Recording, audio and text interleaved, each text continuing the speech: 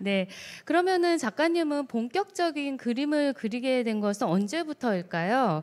그래서 그림을 그리게 되신 어떤 계기라든가 그리고 나중에 학교 다니면서 네네. 그림을 배웠던 시절의 얘기 네. 또 회사 생활 얘기 그런 것들을 한번 해주시면 아, 감사하겠습니다. 네, 알겠습니다.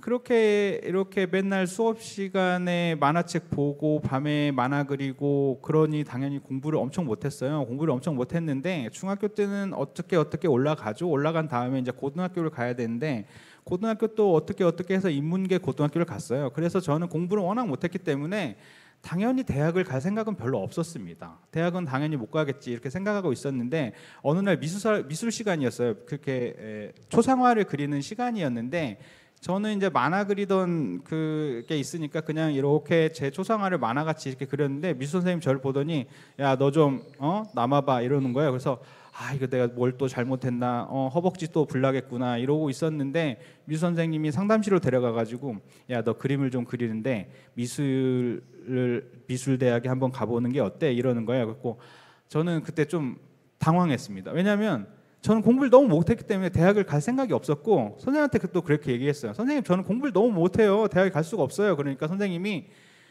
미술대학은 그림을 잘 그리면 갈 수 있어 이러는 거예요. 그래서 아 그러면 어떻게 하면 그림을 잘 그릴 수 있나요? 그러니까 미술 선생님이 학원에 가면 된단다. 그래가지고 제가 집에 갔습니다. 집에 가서 엄마 내가 미술학원에 가면은 미술대학에 갈 수 있대. 그러니까 보통 집에서는 미술을 시작하면 되게 반대가 많거든요. 근데 저희 어머니는 세상에 이런 멍청이가 대학에 간다니까 얼마나 기쁘셨겠어요. 내가 빚을 내서라도 널 학원에 보내주마 하면서 기쁜 마음에 그날 저녁 온 가족이 모여서 수박 쪼개 먹고 난리가 났습니다. 저기 아래에 있는 이미지를 보면 제가 고등학교 2학년 때 미술학원 다닌 지 한 3개월 만에 그린 그림들 앞에서 의기양양하고 있는 모습입니다. 상당히 잘 그린 편이었습니다. 네. 저는 대학에 가면 이런 빈센트 반 고흐의 이 그림이 빈센트 반 고흐의 비 내리는 밀밭이라는 그림인데 저는 이런 그림을 그릴 줄 알았어요. 저는 어렸을 때 이런 풍경에 살았거든요. 밭이 있고 미루나무 꼭대기에 뭉게구름이 걸려 있는 그런 풍경에 살았어요. 그래서 저는 아직도 이 그림을 보면 어렸을 때 풍경, 흙냄새, 비냄새, 빗소리, 저 멀리에서 들리는 개구리 소리 이런 것들이 느껴지거든요. 그래서 당연히 대학을 가면 이런 그림을 그리고 싶다, 이런 그림을 그려야겠다 생각했는데 막상 대학에 가서 그린 그림은 이런 그림이었어요. 왜 그랬냐면 우리 어머니께서 너는 미술학원에 보내서 미대 가게 되면은 절대 서양화는 안 된다, 동양화는 안 된다, 폐병 걸린다, 굶어 죽는다. 그러니까 무조건 디자인을 해서 돈을 벌어서 가정의 보탬이 되라. 그렇게 하는 거예요. 저는 사실은 그때 디자인과 서양화를 구분할 줄 몰랐기 때문에 어차피 뭐 미대 가면 다 그림 그리겠지. 그러고 이제 미대에 간 거예요. 근데 가서 보니까 디자인학과는 놀랍게도 그림을 그리지 않습니다.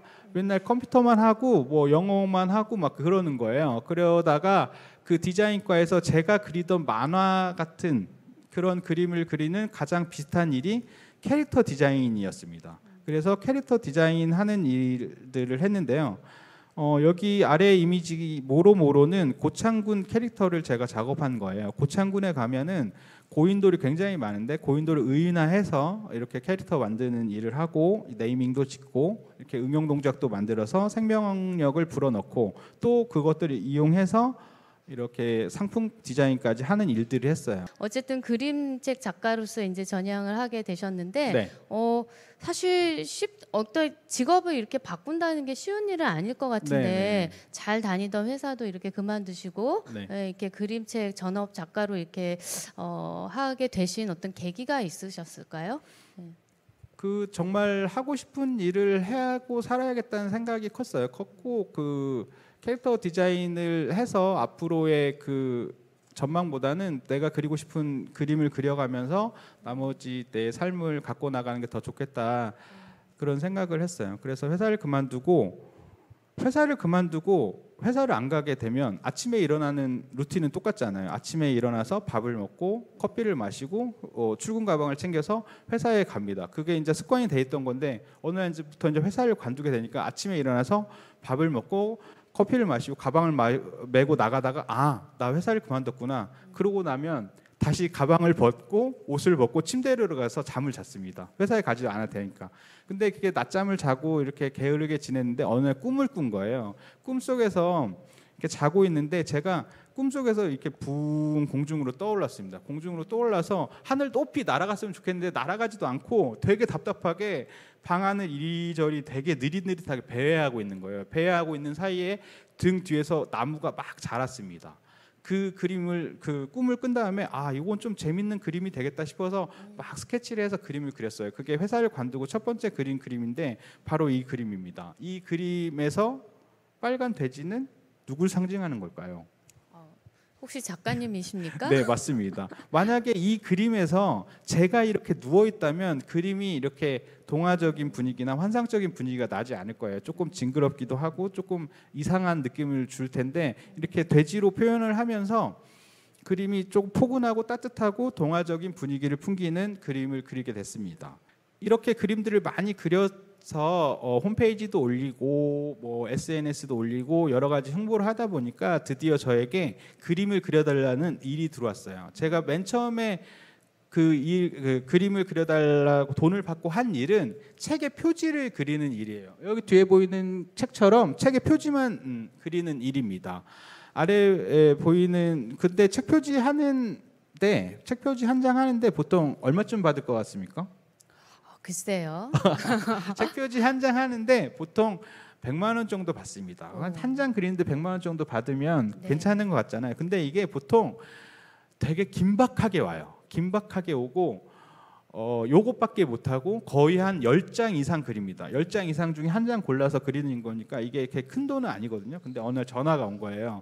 전화가 따르릉 와가지고 여보세요 하니까 안녕하세요, 여기 출판사인데요, 책 표지를 하나 했으면 좋겠는데 저희 사정이 안 좋으니까 70만 원 해주세요 그러는 거예요. 그래서 안 됩니다. 전 100만 원이 있어야 합니다. 100만 원 있어야 생활도 하고 100만 원을 받아야 됩니다. 그러니까 안 돼요, 우리 70만 원에 좀 해주세요, 부탁할게요. 아닙니다. 100만 원, 70만 원, 100만 원, 70만 원, 100만 원 이렇게 막 싸우게 된 거예요.